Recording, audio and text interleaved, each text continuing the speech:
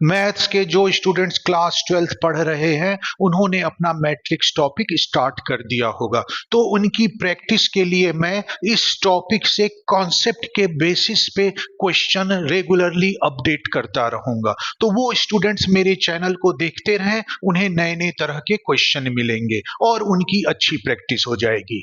तो आज मैं मैट्रिक्स के ऑर्डर से रिलेटेड एक कॉन्सेप्चुअल क्वेश्चन अपलोड कर रहा हूं। तो हमारे पास चार मैट्रिक्स है, P जिसका ऑर्डर m इंटू n है, Y जिसका ऑर्डर 3 इंटू k है, W जिसका ऑर्डर 2 इंटू b है और Z जिसका ऑर्डर a इंटू 3 है। हमें दे रखा है कि P into Y plus W into Y equal to Z है और ये डिफाइंड है, और हमें इन सारे variables m, n, k, b और a की वैल्यू फाइंड आउट करनी है। तो पहले तुम खुद फाइंड आउट करने की कोशिश करो, उसके बाद मेरा सॉल्यूशन देख सकते हो।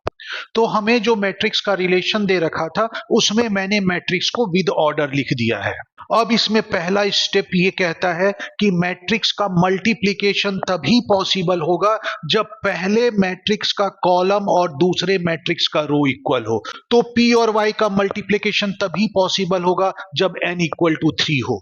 इसी तरह से W और Y का मल्टीप्लिकेशन तभी पॉसिबल होगा जब B इक्वल टू 3 हो। और क्योंकि दे रखा है कि ये रिलेशन डिफाइंड है, मतलब ये ट्रू है, तो यहां से n की वैल्यू 3 और b की वैल्यू 3 मिल गई। तो मल्टीप्लिकेशन के बाद जो नया मैट्रिक्स py होगा उसका ऑर्डर पहले वाले का रो और दूसरे वाले का कॉलम होता है, मतलब m बाई k होगा। इसी तरह से दूसरे टर्म में मल्टीप्लिकेशन से जो नया मैट्रिक्स wy मिलेगा उसका ऑर्डर जो होगा 2 बाई k होगा, पहले मैट्रिक्स का रो बाई दूसरे मैट्रिक्स का कॉलम। हम दो मैट्रिक्स को तभी ऐड कर सकते हैं जब उनका ऑर्डर सेम हो, मतलब py का जो ऑर्डर है और wy का जो ऑर्डर है वो सेम होगा। इसके अलावा ये दोनों मैट्रिक्स इक्वल भी है, तो मैट्रिक्स इक्वल होते हैं तो उनका ऑर्डर सेम होता है। इसका मतलब z का जो ऑर्डर है वो भी इनके ऑर्डर के इक्वल है। तो इससे रिजल्ट निकला py मैट्रिक्स का रो wy मैट्रिक्स का रो और z के मैट्रिक्स का रो जो है वो इक्वल है, मतलब m equal to 2 equal to a।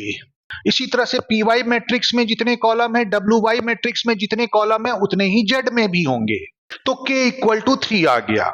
तो इस तरह से हमें सारे वेरिएबल्स की वैल्यू मिल गई, n 3 होगा, b 3 होगा, m और a 2 होगा और k की वैल्यू 3 होगी।